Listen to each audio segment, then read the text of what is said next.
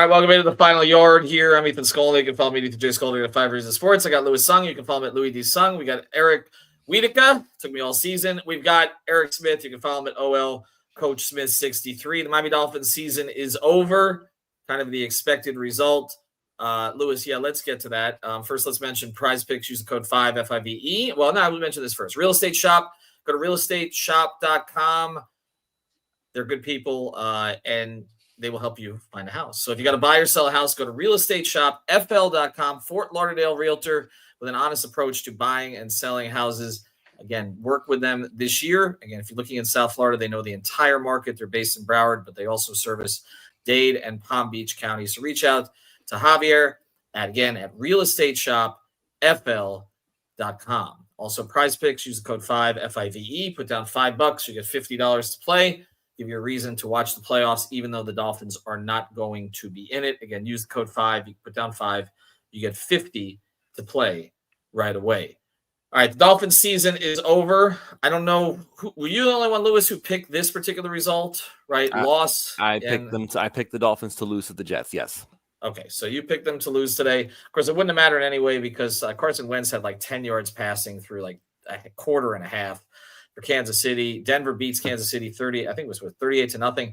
We're a year removed from the Dolphins hanging 70 on Denver and feeling so badly for them that McDaniel passed on a field goal where he could have tied the record for most points in the game. And now the Broncos with a rookie quarterback are going to the playoffs. By the way, others who are going to the playoffs in the AFC, Justin Herbert's going to the playoffs. There's going to be a lot of narratives here.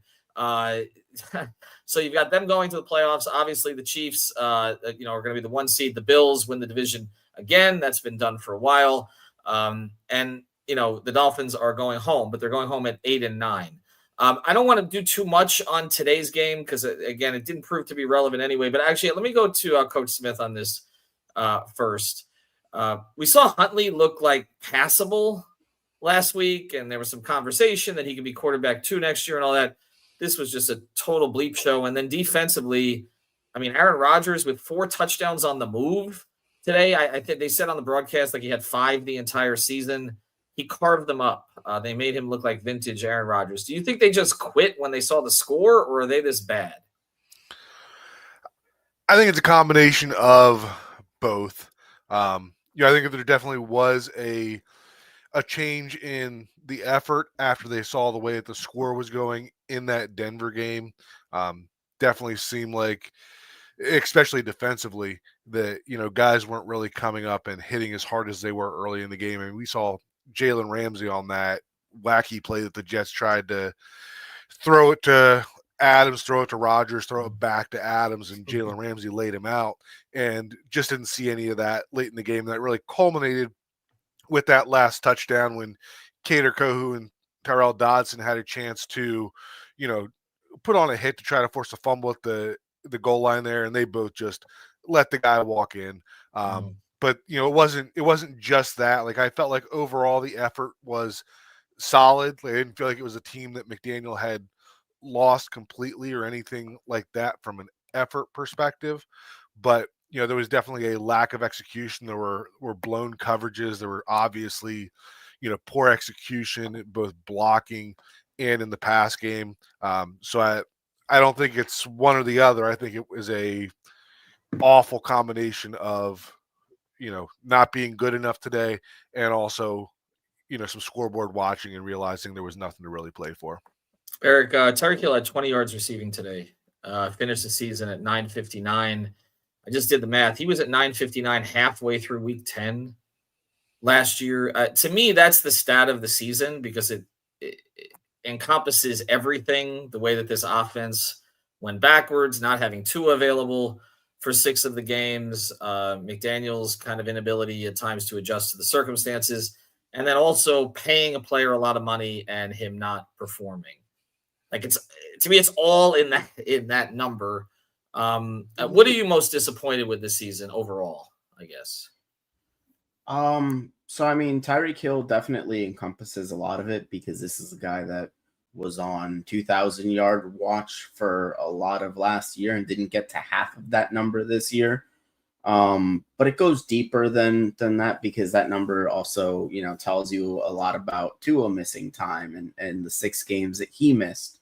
And the fact that he's missed now 20 games over the last 5 seasons, that's 4 games a year.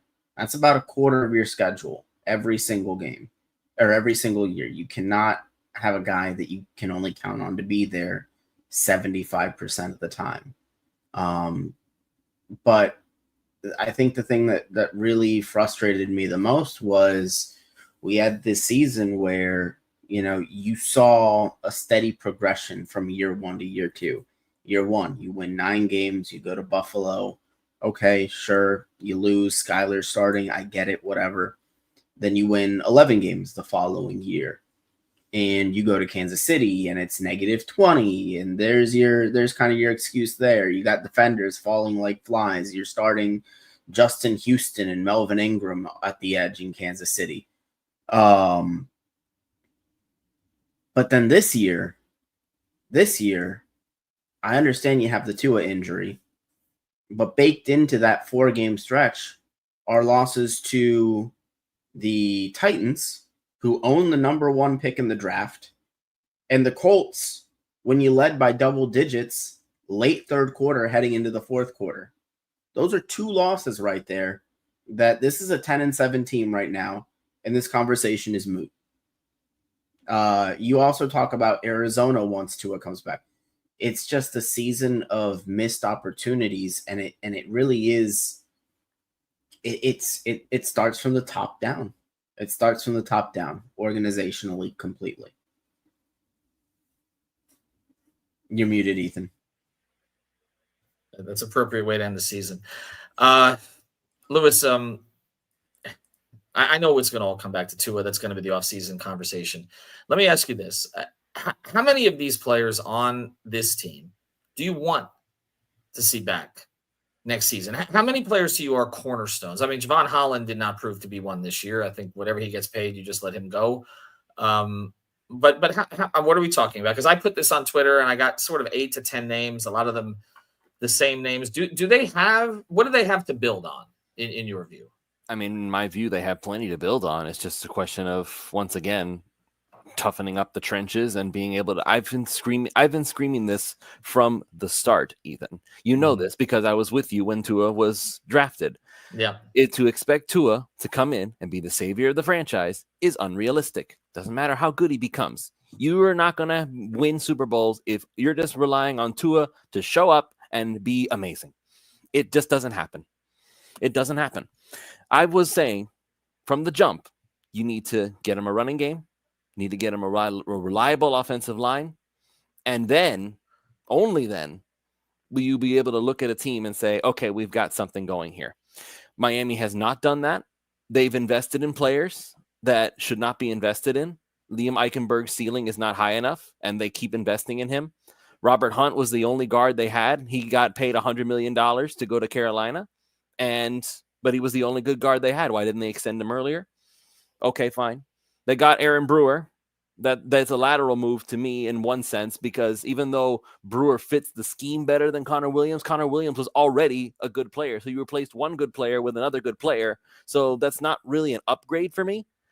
You replaced Isaiah Wynn, which was last season at left guard, with Robert Jones, and Robert Jones has not proven to be a high ceiling player. Armstead is falling to pieces as we speak. And even when he does play now, it doesn't look that great because, again, he's falling to pieces. And then finally, you have Austin Jackson, who was maybe the one bright spot of development for this offensive line, saying, oh, we actually know how to develop players to some extent. It took him his entire rookie contract, but he got good finally. And he ends up getting hurt too. So I'm sitting here thinking to myself, we have the pieces. And Tua is part of that. So Matty Blue 80 in the chat, yes, if you want to call it that, I'm still sniffing Tua dust. I still think that Tua is a franchise quarterback. He's been the best quarterback we've had since Marino, bar none. There is nobody else. If you want to say Pennington, because he actually made it to the playoffs, you can have that right. But Pennington didn't have the ceiling Tua does.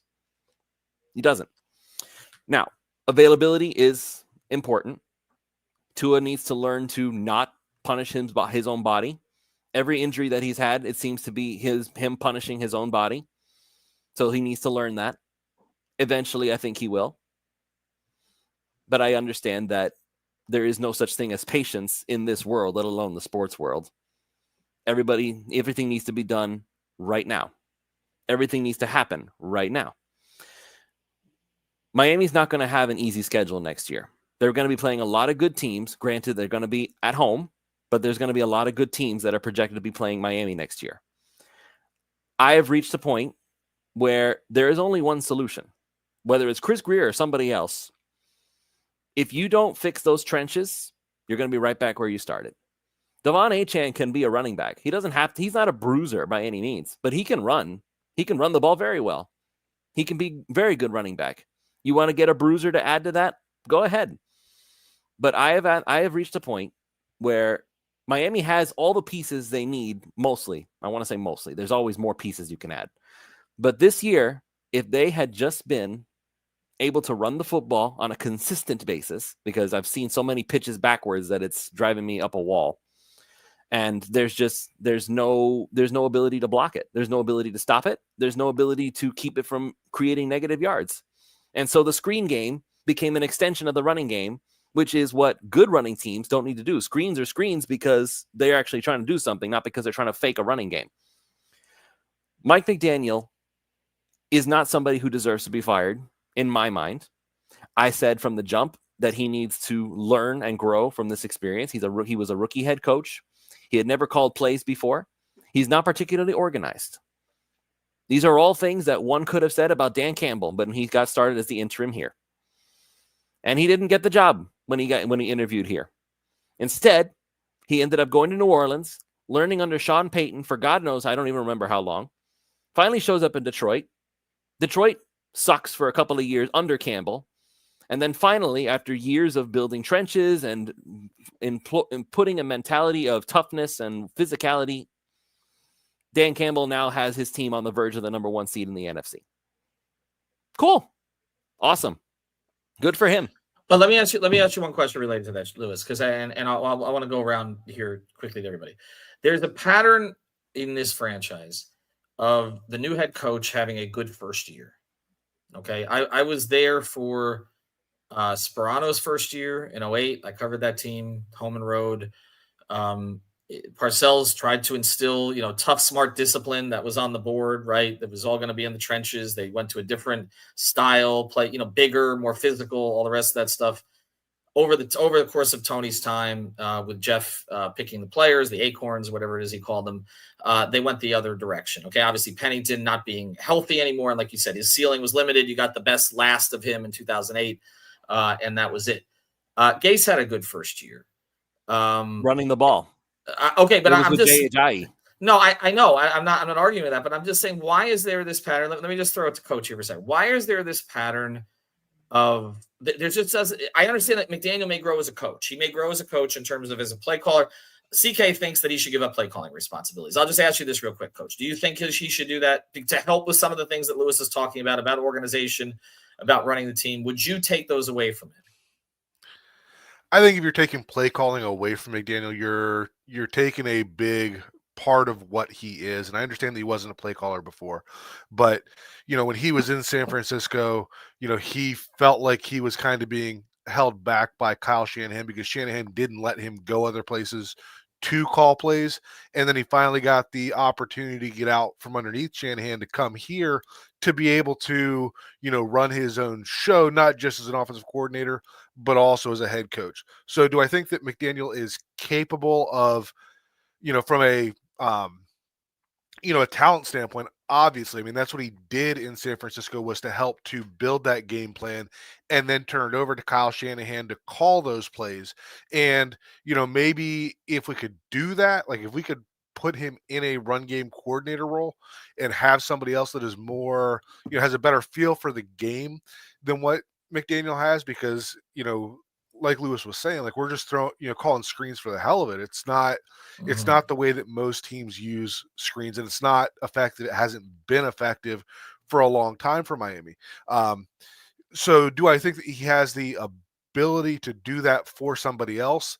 I do, but we don't look at McDaniel and while the players are playing for him as far as I can tell. We don't look at McDaniel and say he's a Dan Campbell leader of men or something like that. So if you take away his play calling and you say, hey, you're just the head figure and you get to put together the run game, like what are we really, keeping McDaniel around for? I don't feel like you're getting the full benefit of McDaniel if you do that. And I'm not sure that his personality as somebody who felt like he was getting out from under Shanahan where he wasn't able to call plays, if you then turn around and tell him, hey, you can't call plays anymore, but you can still be the head coach, can he handle that when he's already said that he feels like he's the best person to do that? That's all fair. I think that's the concern, is that you undermine him with the players too. If you start taking away responsibilities from a head coach, then they don't feel the head coach has any power, or they feel his power is diminished. And honestly, when the Dolphins have done this sort of thing in the past, when they've switched roles up, it's never worked. I remember you going all the way back to Wannstedt and Spielman when they flipped who was in charge of personnel, and that was a complete disaster. That's happened a lot over the years. Eric, I look at guys who've had good seasons. Okay, there were a handful. Zach Sealer showed up week after week. Jordan Brooks showed up week after week.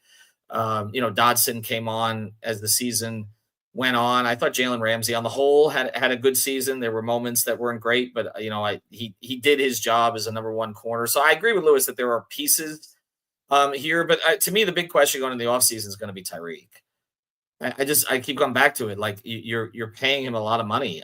And I know he takes pressure off other people. I don't think Waddle's reliable enough to be a number one at this point. We've talked about the need to get a bigger receiver somewhere in the mix. I thought Malik Washington did some good things down the stretch. That was one of the positives. He had 4 more catches today, but I don't know if it was up to you, is Tyreek a member of the Dolphins next year? So if it was up to me, I would say right now, today, I'm leaning towards no.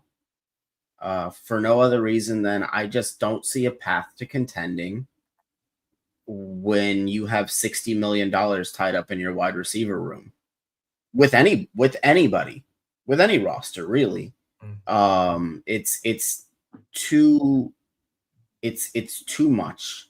It's too much in that one position, especially when you consider how easy seemingly it was for defenses to take away what he and the offense did best the last 2 seasons with the deep ball. So I believe after June 1st in a trade, you're saving about $19 million towards the cap. Is it a significant hit with that money? Sure, but 19 million is 19 million. And that's money that you can use to allocate into other areas. And listen, in the draft, wide receivers are coming out better than ever. You had a Brian Thomas this year, a Malik Neighbors, a Lad. Like, you can find guys that can contribute right away in the NFL draft relatively quickly and relatively cheaply. So when you consider the lack of production, the fact that he's only getting older at this point, and the fact that it's less about him as a player and more about just needing that flexibility to address issues elsewhere. I personally don't see them getting significantly better with him on the roster in 2025. I'm looking at the targets today, and I know part of this is a Huntley thing, not a Tua thing, but Jonnu Smith was targeted 12 times today. It's just amazing how reliant they became on him as the season went on. Malik was targeted 5 times, Waddle 9, Craycraft 4, Tyreek 3. I know Tyreek didn't play all the snaps. Did he in the second half? I mean, he wasn't on the field a lot. Yeah, I mean, I think that tells you something here as well. Lewis, they picked 13th. Okay, so I guess that's been locked in. We've even put up something on 5 Reasons Twitter already about who they want, and I know that this is going to end up starting the quarterbacks conversation again because I'm getting a lot of Cam Ward on there. But let me ask you, if I was to say to you, would you take a trench player? I mean, if there's the right guy at 13, yes. Okay. I mean, that's fair. I mean, I think, and again, we have to talk about the specific players that we would look at, but I think some of this decisions may be made based on what they decide to do with Tyreek and whether or not they go get another receiver, go get another playmaker. This is there. this is where I see the offseason. If I know you asked Eric what he would do. This is what I would do. Okay. I would move on from Tyreek in 2026. Okay. He stays one more year. If only because, again, the money, it just doesn't make sense for me. I feel like, I don't feel like this team is as far away as it looks. The injuries were a big part of it, yes. But you know what also was a big part of it, again, just the lack of consistency on the offensive line. Again, it boils down to that for me. People want to talk about I'm making excuses by saying Tua is the only quarterback without a bad O-line. No, not true at all. The Bengals have a terrible offensive line. And Joe Burrow, who is, I'm told reliably by everybody I've ever spoken to, that Joe Burrow is leaps and bounds better than Tua Tagovailoa. You know where Tua and Joe Burrow are going to be this season now? They're both going to be going home, watching the games on the couch. Why? What happened? What went wrong with the Bengals? Did Joe Burrow fall off? Was it his injuries that happened? No, because he played the whole season. Just bad luck? Oh, so the Bengals are allowed to have bad luck, but not the Dolphins. This is where I problem. Lewis is the problem. Yeah, well, let's see what happens. You may not have. I don't know. I don't know if we can get 2 first-round picks, but we'll see. If we can, though, I gotta say we'll clear the cap space. I'm kidding. My mindset. Once again, fix the doggone trenches. That's it. If you're able to run the ball consistently, like most winning teams are, you'll be fine. People talking about Tua as a statue. He's not a statue in the pocket. He's made a way to extend plays all the time. He just doesn't do it running. He doesn't do it by doing the Lamar Jackson thing, taking off for 40 yards down the field, or the Josh Allen thing, bulldozing people down the line. He wants to do that, but he can't. So understand what you have. Once again, this is the same thing I keep saying over and over again. What Miami has is Drew Brees. You do not expect Lamar Jackson or Josh Allen from Drew Brees. There are pocket passers in this league who can do amazing things still. You don't have to be able to run. I used to say that you must be able to run, and that's why I wanted Tua to run. I'm over that because I've seen Tua do amazing things as a pocket passer. You can still be a pocket passer and still find success. This is the same now. Right now, we're still lamenting to this day that Miami chose Dante Culpepper, who was notorious for being able to use his legs, over Drew Brees, who was dealing with an injury and also was not particularly mobile in that sense of the word that we're looking at. And Drew Brees went on to have a Hall of Fame career in New Orleans, and he was a pocket passer with a meh average to below average arm, but he could cut up a defense like no one else. And now here we go again. We have exactly that same player again, and we're trying to run him out of town. Let's be clear about one thing. We don't want a quarterback who's good. We want a flashy highlight reel quarterback. That's why everybody's going rabid for guys like Cam Ward and going rabid for guys who can run with the football just as often as they throw it. Because that's wow worthy. That's amazing. That's spectacular. It gets you attention on SportsCenter. Even the running quarterbacks don't always succeed. We're looking at right now Lamar Jackson about to go into the playoffs again. Yes, he's a huge part of it. In fact, he probably had an MVP season. But you know what helps with that? Having Derrick Henry as your number one running back. He was good for at least a minimum of 1 touchdown every single game this year. Every single one of them. You don't think that matters? Also, his offensive line. Also, the fact that he has a solid defense. Same thing goes for Kansas City. Patrick Mahomes didn't lead the Chiefs to a number 1 seed this year.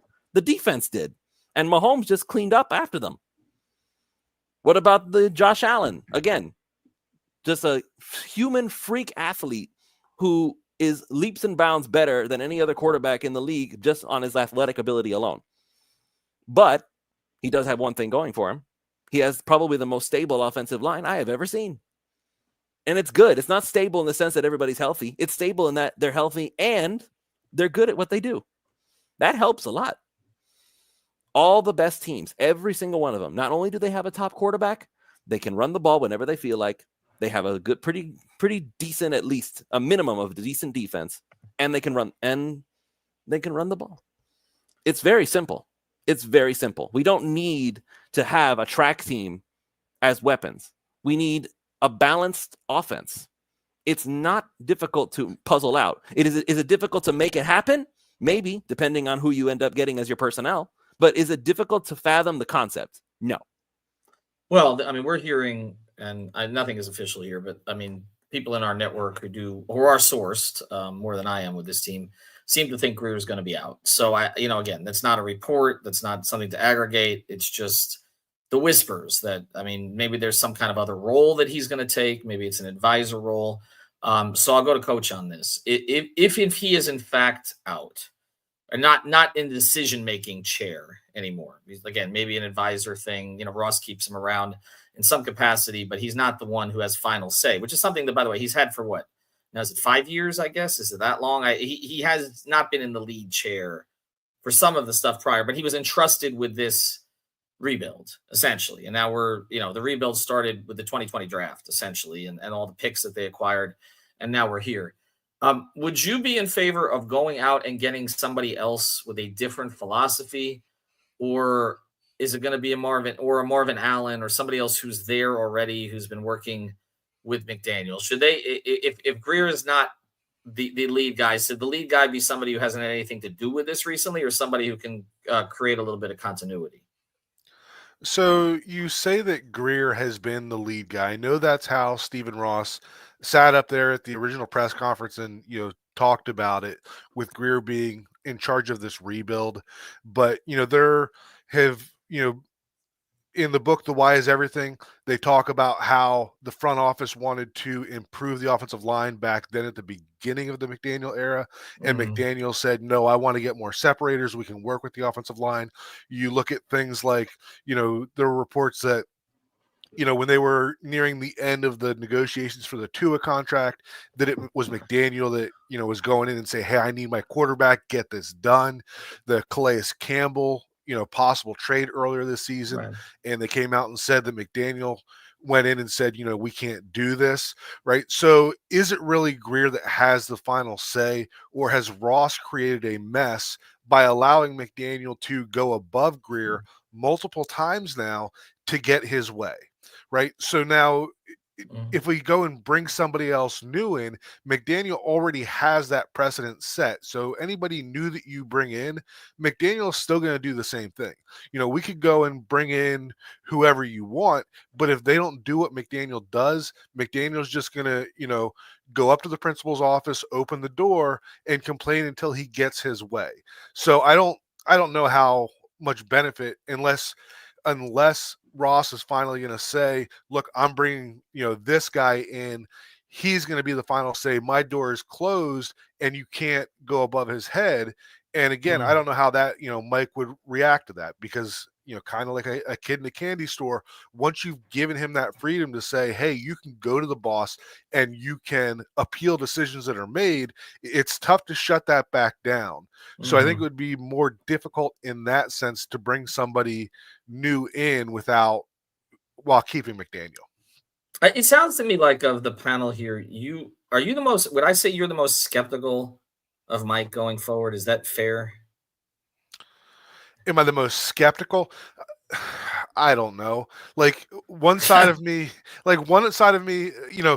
I'm a football guy through and through. Like when McDaniel was hired, I always felt like this was going to be either, an amazing run, or it was going to go down in flames, right? And we still don't know where that's going to end up. Definitely looking like the latter more recently. But at the same time, we talk about Dan Campbell. We talk about the other coaches. We had Ben Johnson in here. We talk about the coaches that have been here and we let them go somewhere else, and they go somewhere else and be successful. You brought McDaniel in as somebody who has never been a head coach, never even called plays, was not even a, true offensive coordinator. So are we going to, after 3 years say it's time to move on, and then, be the ones again that take the lumps of him learning what to do and then go somewhere else and be successful? So I don't know if keeping McDaniel around is the best move, but I also don't feel like I am ready to move on, because I am worried that, he would go somewhere else and we're going to be here yet again, being left at the altar as the team that, he took his lumps, he learned what he could and couldn't do, and then goes somewhere else and takes those lessons and takes another team to a higher level. Eric, what did you think of Weaver's work overall this year? I thought Weaver did a fine job overall. Obviously, against some of the better teams, the defense wasn't as strong, but I think that the defense last year was more talented on the whole. When you talk about having, Bradley Chubb at least for as many games as they had him, and Jalen Phillips as well. I think the defense was just in a better spot overall. Javon Holland was obviously much better last year than he was this year. Deshaun Elliott was a better player than Jordan Poyer was. Yeah. So I think David Long leaps and bounds better than he was this year, last year. So I think ultimately Anthony Weaver did a fine job. As a matter of fact, Anthony Weaver is the guy that I would be most concerned about in any kind of an organizational upheaval. Because if there is a guy on the staff that I look at and I'm seriously concerned about losing if they do decide to go scorched earth and total clean house, it's actually Anthony Weaver. Well, this would be how many defensive coordinators now? Because it was this is Boyer, right? Third in 3 years, right? I mean, the idea of another transition here. This is part of the problem when you again. This is why we talk about stability, but it's got to be the right stability. But the problem when you don't have stability is then you have new coaches who want totally different players who fit totally different schemes, and then a lot of times there is, there's a period of time of adjustment there. Now we've seen in certain places. Look at some of the teams in the playoffs this year. Okay. Washington literally turned it around with what? A new coach and a quarterback, and they went young in a lot of different places. Yep. Okay, so I mean, they a lot of upheaval there, and they're in the playoffs. You look at what's happened in Minnesota this year, which is sort of the best example of, having a protection plan at a quarterback position, because they went into the season not even thinking the guy who ended up being a Pro Bowler was going to be a starter. And yet they had the pieces around him to make that thing work. So it can be done. But again, the idea of them having to have another defensive coordinator here after everything that's happened is not ideal. Okay, I'm trying to think where else we go, because we've discussed so many of the things that have happened this year. So I guess, Lewis, what is the single coordinator? What's that? I guess, does he have to stay on as the D coordinator? Well, I mean, that's another question. That's another question. It wouldn't be the first. I mean, they've had defensive coordinators that they could. Well, they did promote Bowles to head coach, right? Briefly, they didn't end up keeping him. I go all the way back to Jim Bates, who they promoted to head coach, and the players wanted him to stay, and they didn't keep him. But it wouldn't be the first time that this organization's promoted from within. Lewis, let me ask you the core question here about the organization, because it all ultimately comes down to the guy who's making the decisions, signing the checks, firing, hiring, all the rest of the stuff. Steve Ross has spent a shitload of money. I mean, he has. There's no way. I mean, they handed out extensions to everybody but Holland this offseason, pretty much. And it turns out that they turned out to be either right on that, or he packed it in because they hadn't extended it, which, again, I'm not clear on. But they extended Tyreek. They extended Tua when they didn't have to. They made a totally different decision than the other team that I cover. And by the way, that's blowing up in their faces that they didn't extend him. In this case, they did extend the player. That seems to be blowing up in their face. So it's kind of damned if you do, damned if you don't. Do you think Steve Ross can make the correct decisions at this point? Not that I know he cares about the product. I know people say he doesn't, but he does. I see him come out of that office downstairs after these games, and his mood is directly affected by winning or losing. He cares about that, but he just hasn't been very good at it. Is he capable? Anybody's capable. You just have to be lucky sometimes. That's the reality. I've reached a point once again that because we have these discussions and so many people say Ross is the problem. Okay, well, if Ross is the problem, then turn in your Dolphins fan card until he dies. That's pretty much all I have to say about it. Until he croaks, until somebody either assassinates him or he dies of old age. We're not clipping that. I'll just say no. That's the reality. Either he gives up being an owner, or he croaks because he's old, and then you get a new owner, because that's the reality. If you think Ross is the problem, don't be a fan. Seriously, that's the reality of it. If you think that Ross is the problem, then there's no point in you watching 2025, 26, 27, or however long he's still alive, because he's not giving up ownership. He's not. So, as to the question of, is he capable? Again, it comes down to luck. So sometimes you strike lightning in you catch lightning in a bottle.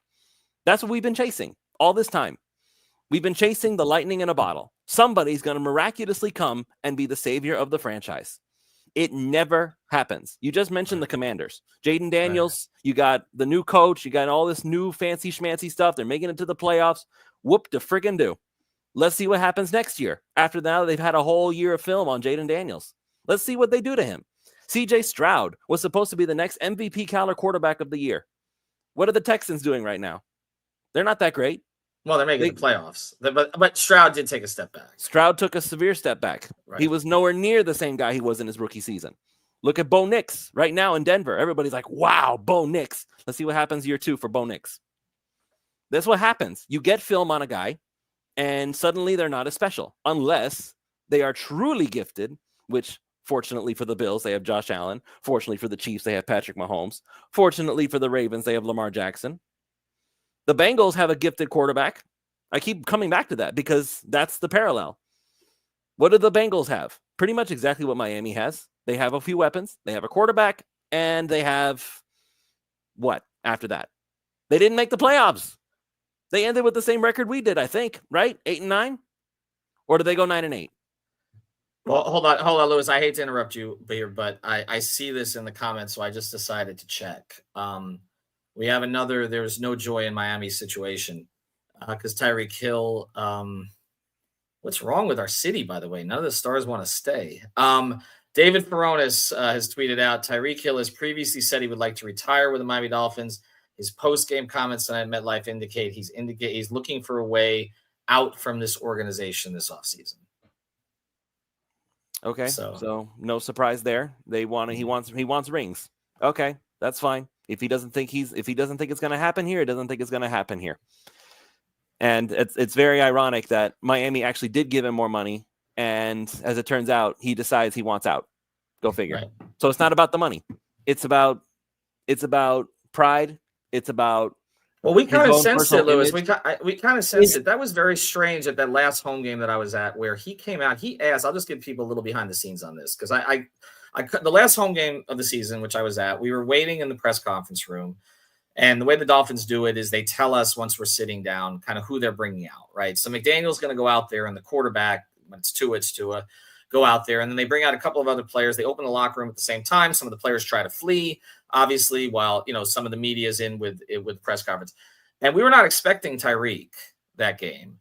And he came out first. He wanted to come out to make a statement, basically, it seemed to us, that he wasn't happy about all these rest days that he was having on Wednesday. Like it was calculated. They did not beg him. He didn't do enough in the game. He had a touchdown by like 30 yards. He didn't do enough in the game to be brought out. And sometimes he doesn't like to do media, but he made a conscious decision. Similar, again, I'm going to go back to the other team I cover, to what Jimmy Butler did the other night, who does not always talk to the media, but made a point to get out there to tell the media he could not find his joy anymore and wanted to go somewhere else and threw Eric Spoelstra under the bus. At that time, I got the feeling that Tyreek was going to try to get out of the situation. So something has been going on. He's talked about the things he's been dealing with behind the scenes.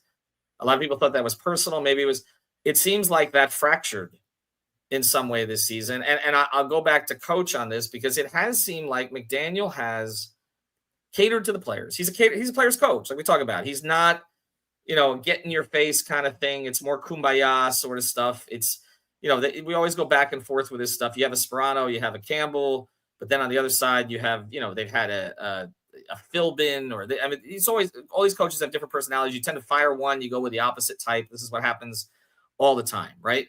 I think whoever the analyst was, who I thought was terrible today, but whoever the analyst was in this game said it was like the ping pong theory, where if the coach has a ping pong table in the locker room, the next coach takes it out. But if they don't have a ping pong table in the locker room, the next coach puts one in because it's just like, let's just change things up. It feels like, with the exception of Tua, who now seems to be at odds with the organization as a whole about the treatment of his health situation, it seems like McDaniel's approach of being buddy-buddy with the players is not working anymore, or maybe it's just a Tyreek thing, but that struck me as odd because McDaniel's had Tyreek's back all the way through this, just like Spoelstra's had Jimmy's back. And it doesn't seem like it's been enough. Do you think he needs to get tougher? Is it even part of his nature to be able to get tougher? Yeah, I mean, I think that's something that, everybody here has been talking about all season, is that we feel like McDaniel needs to hold players more accountable. And there's certainly some players that he seems to hold on a higher pedestal than others. To Tyreek specifically, when you look at last year, everybody was talking about the idea of Tyreek chasing that 2,000-yard mark.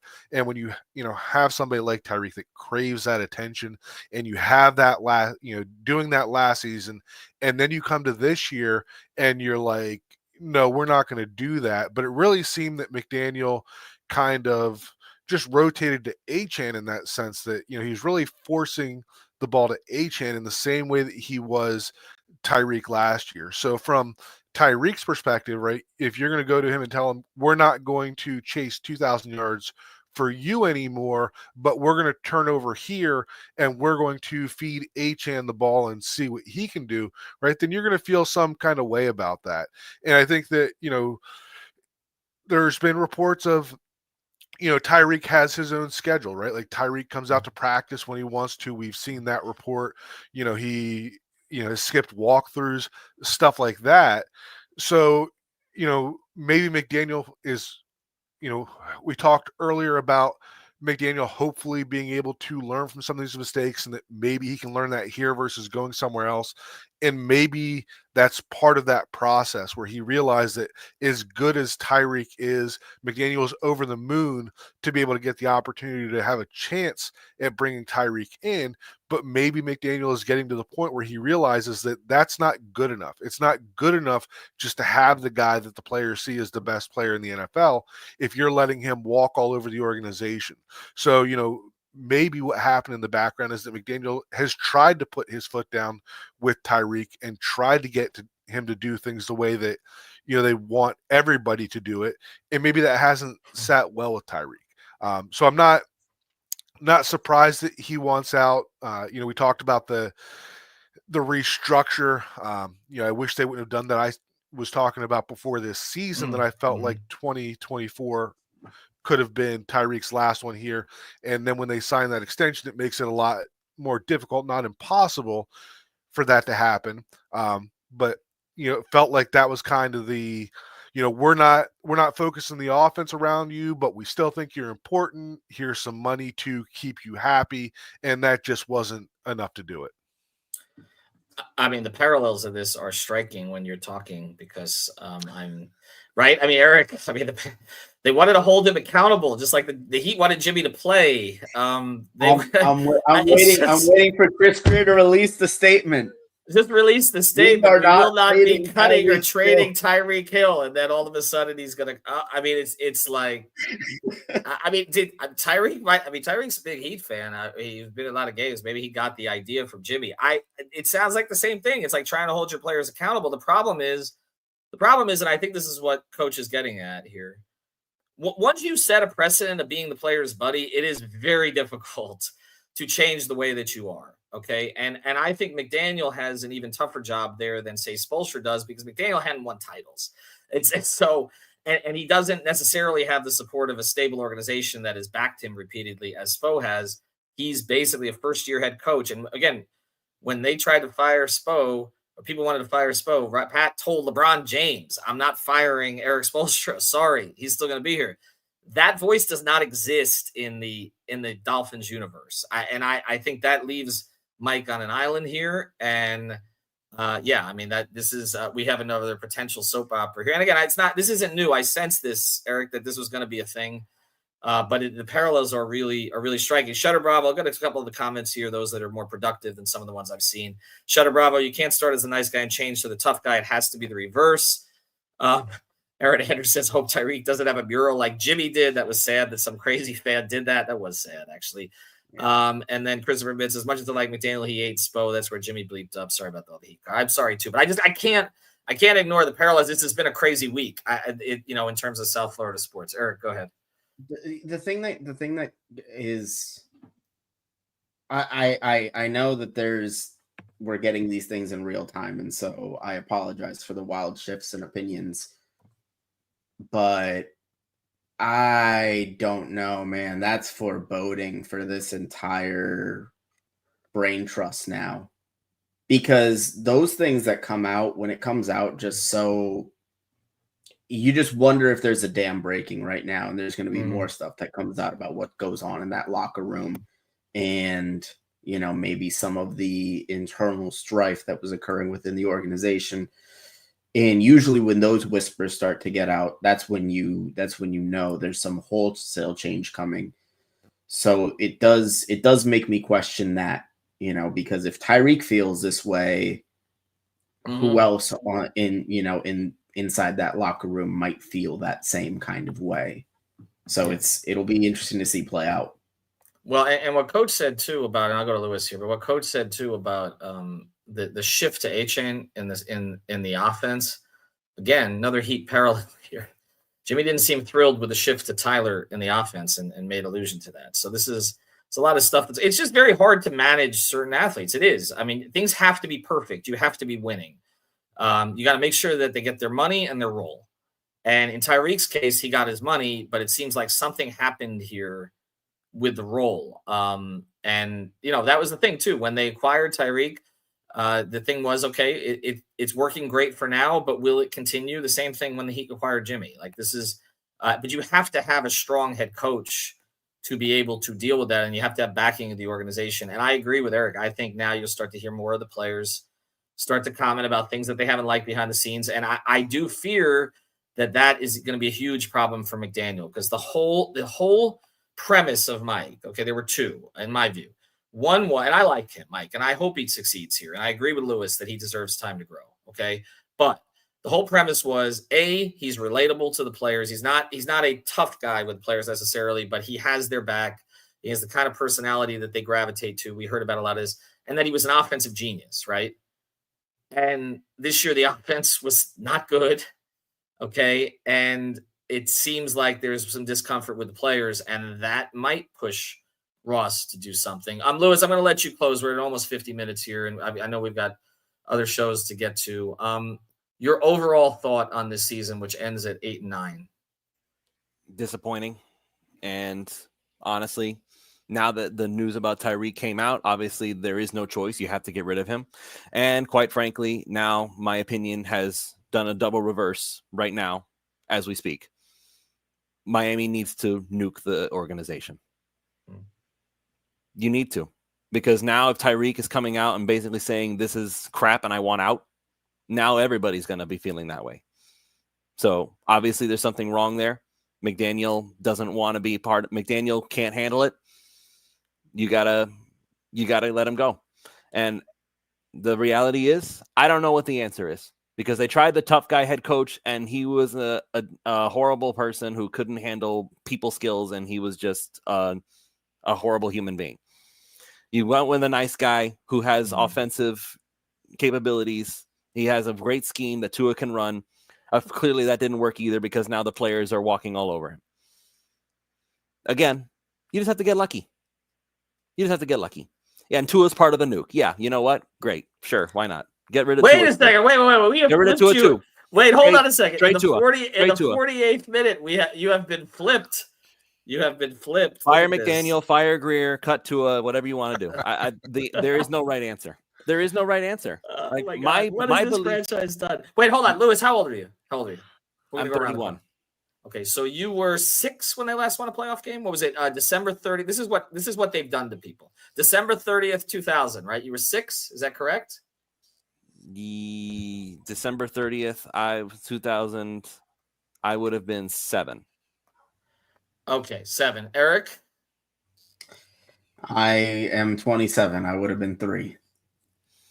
Coach? And by the way, Nick, for the record in the chat, I'm not saying Tua deserves to be nuked. I'm saying that he deserves to go to a place that'll actually give him something he needs, because it ain't happening here. Tua's outgrown McDaniel. Tua's too good for this franchise. That's how I see it. Okay. Coach, I don't know. Is it polite? Oh, Lewis is gone. Lost Lewis. We lost. No, they lost Lewis. They lost. Tyreek, speaking up, lost Lewis. I'll get mine. I was there.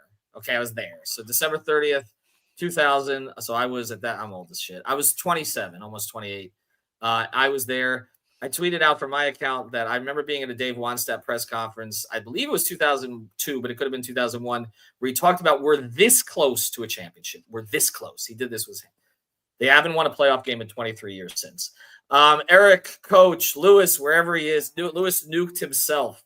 We appreciate everybody who's joined us here. We'll have more content. It is officially transaction season, which means that you guys will be following us more than you ever have before. Thanks to our sponsors, Real Estate Shoppe, FL.com. I think we should just do Tyreek, Jimmy, Tua content. That's it. That's it. We are the Tua, Tyreek, Jimmy, Tyler Sports Network. Meanwhile, the only good team in South Florida plays in Sunrise next to the mall. Have a good one. Thanks, guys.